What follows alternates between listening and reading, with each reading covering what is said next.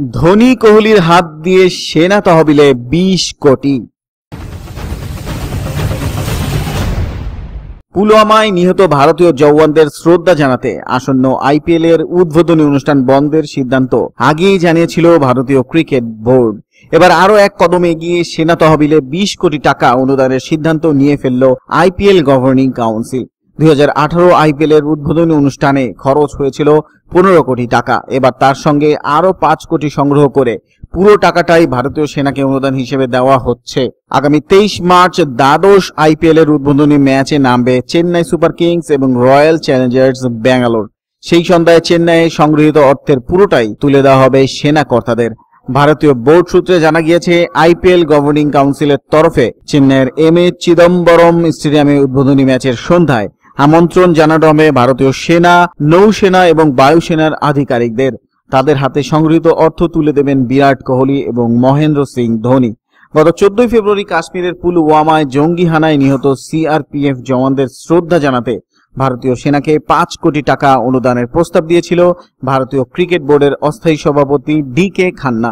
সেই প্রস্তাবকেই সিলমোহর দিয়ে ভারতীয় বোর্ড ও আইপিএল গভর্নিং কাউন্সিলের 20 কোটি টাকা অনুদানের উদ্যোগকে সাধুবাদ দিচ্ছেন সকলেই। অস্ট্রেলিয়ার বিরুদ্ধে রাঁচিতে তৃতীয় ওয়ানডেতে নিহত জওয়ানদের শ্রদ্ধা জানিয়ে ভারতীয় সেনার ফৌজি টুপি পরেও মাঠে নামেন বিরাট বাহিনী। অধিনায়কত্ব নিয়ে কোহলিকে খোঁচা কুম্বলের।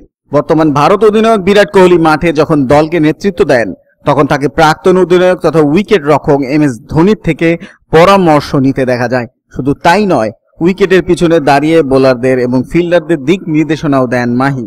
এবার সেই নিয়ে মুখ খুললেন ভারতের প্রাক্তন টেস্ট অধিনায়ক ও প্রাক্তন হেড কোচ অনিল কুম্বলে।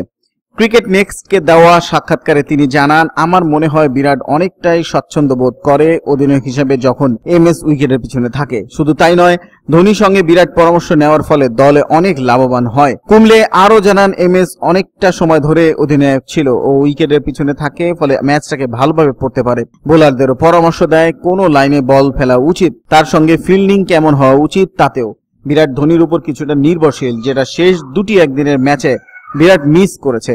ধোনির উপস্থিতিতে শেষ 10 থেকে 15 ওভারগুলি বড় ভূমিকা নেয় ভারতের পক্ষে। শাস্ত্রী দায়িত্ব নেওয়ার আগে কুম্বলেই ছিলেন দলের হেড কোচ। কাজের ধরন নিয়ে কোহলির সঙ্গে বিতর্কের জেরেই দায়িত্ব ছেড়েছিলেন তিনি। তাই সুযোগ পেয়ে অধিনায়কত্ব নিয়ে কোহলির তিনি খোঁচা দিলেন বলেই মনে করছে ক্রিকেট মহল।